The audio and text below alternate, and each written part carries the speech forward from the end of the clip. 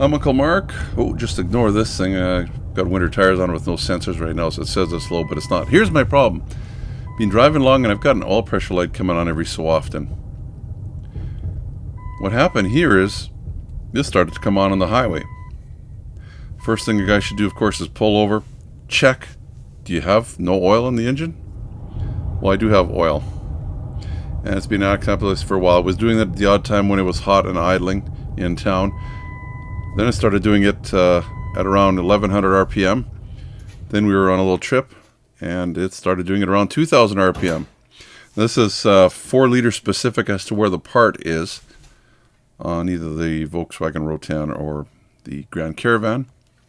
Looking under the hood here, just see it. I'll show you a better view of it. It's right there. There's a little green item just below the tensioner. Don't worry about it. I'll show you from underneath. But that is an oil pressure sending unit or sensor. What it basically is doing is turning the oil light on when there's no oil pressure. Well, the engine is running fine. I've got lots of oil in it. I never ran it down. It's not knocking or ticking. So it's got to be oil pressure. But I'm going to jack here under this support. It's part of the subframe on this vehicle. What I like is there's a bolt under there too, so the jack kind of gets stuck in there and can't slip off, we hope. So I'm jacking the passenger side up because I am planning on taking this wheel off. It's going to give me some access to where that oil pressure sending unit is. Person should have, of course, a jack stand under there too, so that it doesn't fall on anything. Get these out of the way, get the tire off. Of course, you know how to do that. Now in here, on the 4 liters, this canister on an angle here is actually, that's my oil filter. It's not a canister, it's a real oil filter. And behind this plastic is where the engine is. So I'm going to take these little buttons off, or whatever you want to call them. They're just clips, plastic clips. And I'm using my special door panel tool. It works really good for popping these off. Use this lots on all sorts of things here. That's got one of these clips in here as well, under the rad support. Now, it's still hanging on, and there's 2 bolts that I didn't realize when I was first taking off, because that's my oil filter there. And of course, that sending unit is just above that. And I'll try and show you here. Just right about here, there's 10 millimeter bolts. There's one there and one there. Mine is missing on the right hand side. So I'm just trying to pull it down. It sounds worse than it actually is. Although this plastic is kind of cold. Don't want to break it. So I thought that bolt will hold up in there okay. So you can actually see a hole here. I'll just show you another spot. A hole at the front. And there's one behind that plastic panel there. Let's get back to the task at hand. Use this door panel clip again. Take those 2 clips off. And it'll just give a little more access to the wheel well. Could kind of reach it from here, but pop these off. Just take a second. Or 2. Sometimes these break. You might be able to get them at an auto parts store. They get kind of loose after a while too, so take this top one off. This is the inner fender well, I guess plastic piece. Now there's 2 screws going into the bumper or blower fender. They're just Phillips screws, typical Phillips screw heads. Take those 2 out. They just actually go into plastic. Pull those 2 out, and I should be able to just pull this inner fender well out. This liner. Of course, there's a couple tabs where the yellow arrows are that kind of have it kind of locked in there. They're just sitting there because those screws and those tabs were holding it all. I just want it out of the way. I don't want to take the whole thing out. Hoping I can just twist it around this the wheel. There we go. Again, depends on, this is like a 12-year-old vehicle. Stuff's getting a little bit brittle, but not bad. I can see it from here. There it is. I'm just going to have to take this connector off, electrical connector. This one just got one wire to it. It's basically an on-off switch. There's a red tab you'll see right there. You got to slide it over. This way. Moves over that way. And then you should be able to squeeze it. There's a little tab there. Except red's actually a lock, so then you can't squeeze it. Give you a little better idea here. Tab. Not sure what this tape is here for. It must be factory. That's it anyway. Does this look wet? Sure does. See, it's wet. So it's actually wet with oil. Shouldn't have any oil on it. There it is. So I bought the new one. I actually got the Mopar, the Dodge part. It was probably triple or quadruple the price of the aftermarket stuff, but when it comes to electronic or electric parts, I do not like to touch anything but the actual manufacturer's stuff. Here's the part number if you need to know. Go to your Chrysler dealer, they'll look it up based on your van. Made in Mexico. Personally, need a big socket to get this off. It's pretty big. Probably something you don't normally have. I'd suggest you get one of these sockets because you could wreck this housing. It's 1 1/16 or 27 millimeters. I had a buddy that had one, so I thought, I'll probably never use it again, or I'll buy one later. I didn't realize it was so big, 27 millimeters. Oof. So I took it off, loosened it up a little bit. Probably should have done it by hand, but I won't tighten it that way. And when you take it out, there's going to be oil, a little bit of oil pressure, or a little bit of oil. I would have thought the oil being low enough, it wouldn't have come out, but it comes out pretty fast. I should have had that new one ready to go. I have an oil pan on the ground, though. Get back in here. Now, the new one did come with a white anti-leak or a sealant on it. Screw that in. I'm going to hand tighten it for now. Now, it looks like they want 25 Newton meters, which is about 221 inch pounds, which is about 18 foot pounds. A lot of the foot pound torque wrenches aren't very good at low readings like that, so an inch pound would be a lot better. Or just make it really tight with your hand, I guess, but nice to do it to the specs. I'm just going to try and clean out the contacts with this deoxide stuff. I guess, I don't know. Probably could have used just about anything.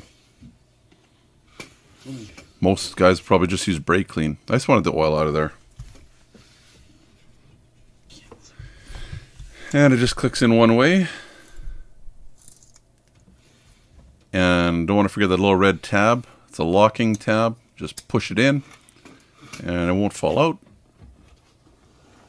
And then reassemble everything. So you see I did catch some oil there. I'm not really sure how much oil. I'm going to use some brake clean on where all the oil spilt, just to clean him up a little bit. Car wash would be nice, but I'm just going to hose it down a little bit and then use the cloth.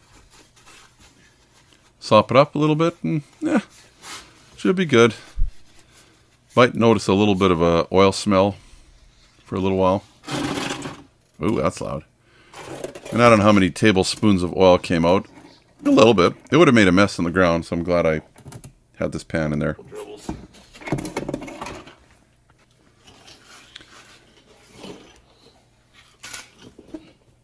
And now it's just put everything back together the way it was before.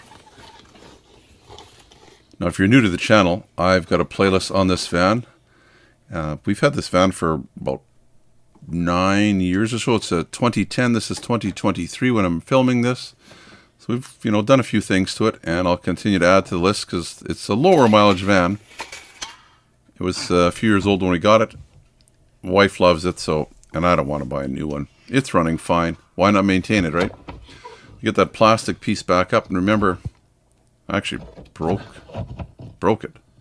Remember I told you there's a couple of bolts? Well, this last one, silly me, I'm gonna try and line it up. That one bolt, I don't know who broke that. Right there. Still remnants of it. So that's probably going to break too. I'm just going to take it out. I'm going to put a big washer on it that'll hold that plastic piece there, and that should be good with those other plastic clips, or it'll be fine. This is a pretty long bolt. NTC's on there. So I'm just going to stick that back in there. 2 hands would be great if you had, or 3 hands. A buddy. Using a bigger washer just to help it, since I did break it. But you don't want to forget it. So between this one, of course we're going to still be missing the other bolt, but should be good. There. This one's just broken. That'll hold there. So there's still a couple here in the wheel well, if we can get this plastic piece back together. Inner fender well. It's got little fingers, remember, towards the top where my hands are up there. Try and get them in. Get the whole piece in there. Then a couple screws. They just go into the plastic, into this plastic inner fender well. But there's a specific place, of course, I'm trying to find the holes. So I was able to. Just about done. Then some concluding comments.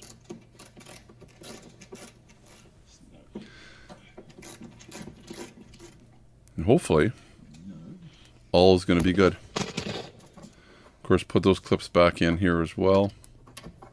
There's 2 of them. Auto parts store should have them if you do break some or one. You could always maybe bring a good one down and see if they can match it up. A lot of times they have jobber parts like that. Get the wheel on. Of course, torque it to the specs. And then got to get started up and make sure that it's happy. Of course, in my case, I'll have to drive around a little bit. But you'll be happy to know that this did fix my situation. Thankfully.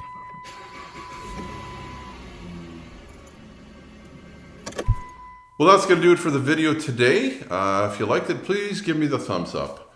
There's a lot of videos on this van, 2008 to 2010. I'll actually put them in a playlist right here, just above the blue arrow.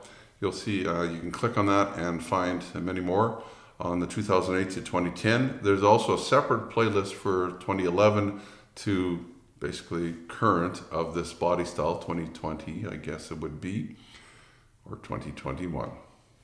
Anyway, thanks for sticking around. If you haven't subscribed, please subscribe down in the corner as well. There's a link in the description for some of the tools that I use just below. You'll click on that. I gotta go. You've got to go. Thanks for joining me. Hopefully this was helpful. Bye-bye for now from Uncle Mark. Please subscribe and you'll get all the notifications. It's easy. The little dog will show you how. Ring the bell. Ring the bell.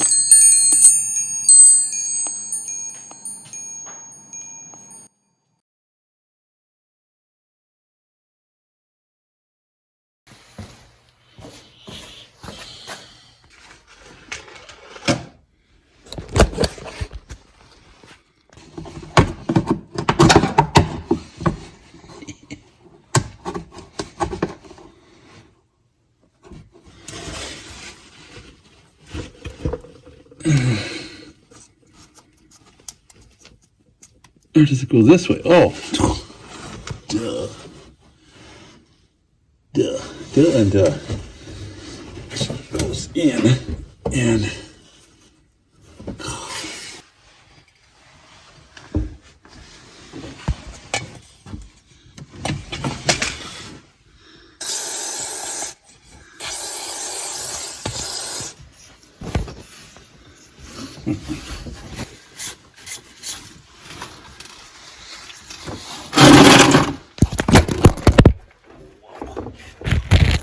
just about fell in there.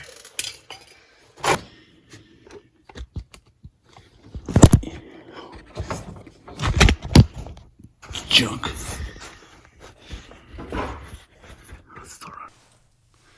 So that's how easy it was to do. I don't know if you want to call it easy or not. Oh, okay. What do you need? Can you, the green garbage bag? Oh, kidding me.